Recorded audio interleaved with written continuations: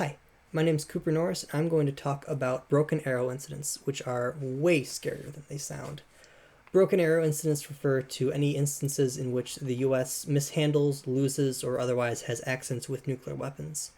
Dozens of these have occurred in the past several decades, not one or two or three. Since 1950, 32 of these have occurred, with often terrifying consequences. I will describe several instances of broken arrow incidents in history, the effects they've had, which are still missing, and how something like this goes about happening.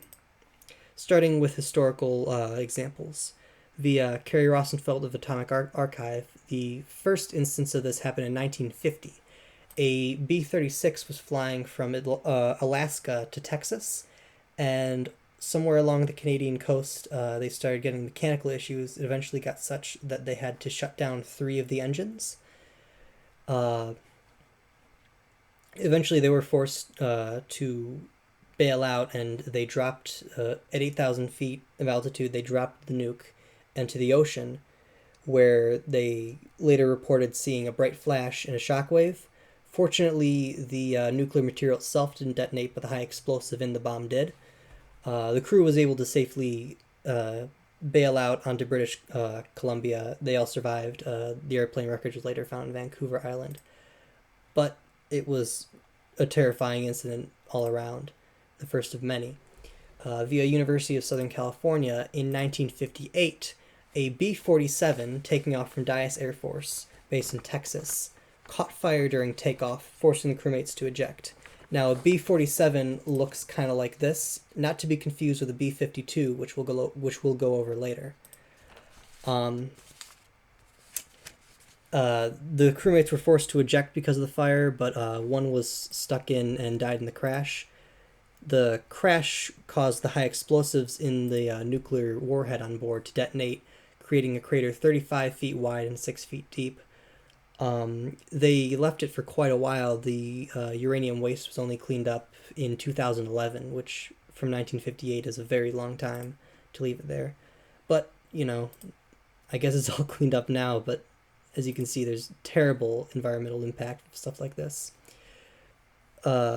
Even worse, via Zoraya Gorvit from BBC, over Spain, Palomares, Spain in 1966, a B-52, which looks more like this, carrying 4 nuclear warheads, collided with the KC-135 while it was trying to refuel midair, killing 7 of the 11 crew on board. 4 were able to evacuate.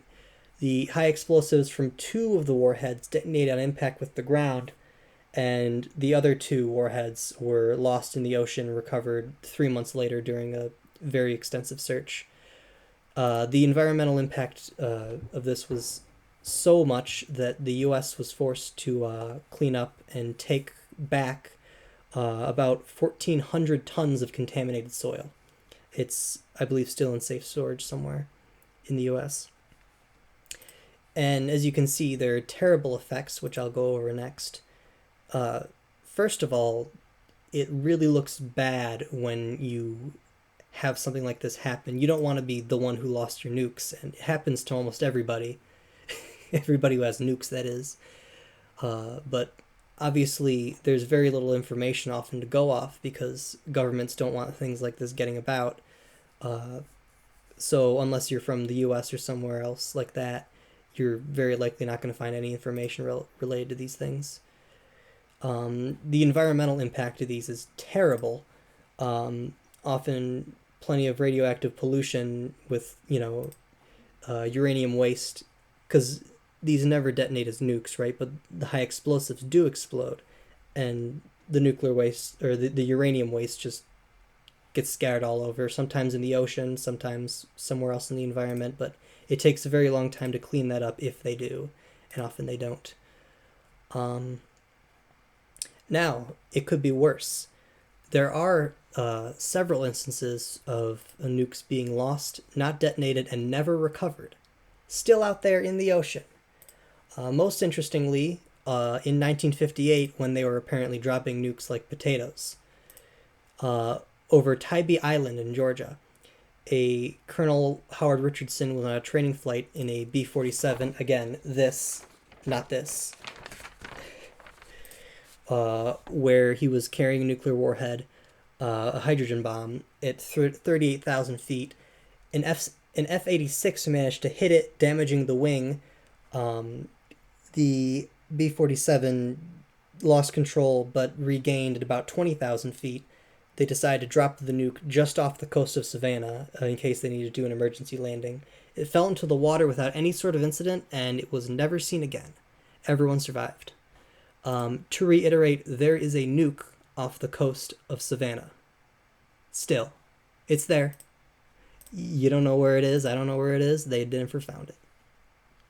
And it really is crazy how something like this happens, which there's very little answer for.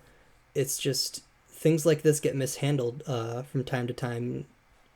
Planes get mechanical accidents, and there's not too much that can be done to prevent something like this from happening. Obviously, the fact that we have thousands of nukes in the world is not the most ideal situation, but seeing as it is, it's honestly not too surprising. It is that bad. So I've described the history of broken arrow incidents, what's still out there, the effects they can have, and what makes them less common. I hope you've learned a bit more about the handling of nuclear weapons, what has changed, and what can be done better in the future. Thank you.